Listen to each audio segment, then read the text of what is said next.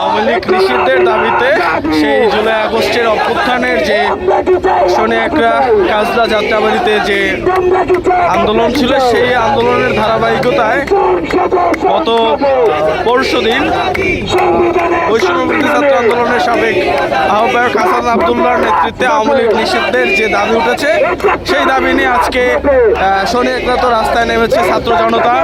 আমরা সরাসরি সেখানে আছি। সংসদে সংসদে সংবিধানে সংবিধানে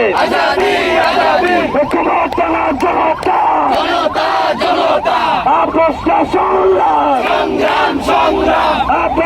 সংগ্রাম কালালিনা রাজপথ কালালিনা রাজপথ আমার সোনার বাংলায় আওয়ামী লীগের তাই নাই, আমার সোনার বাংলায় ছাত্রলীগের তাই নাই, আমার সোনার বাংলায়।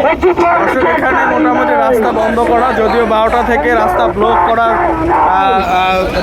নিশ্চয়তা দিয়েছে।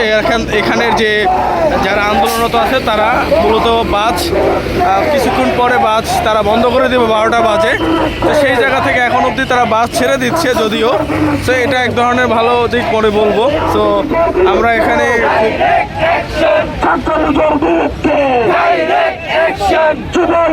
ফেস দ্য মেসেজের সাথে থাকলে এরকম নিউজ আরো পাওয়া যাবে।